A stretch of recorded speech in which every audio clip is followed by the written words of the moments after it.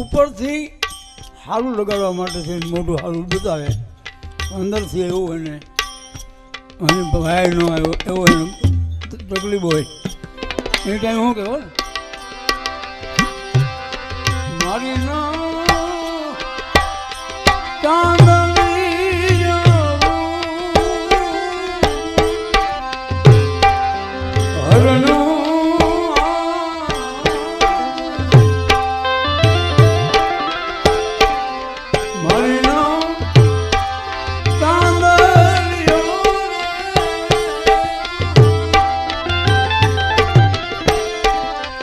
હરનો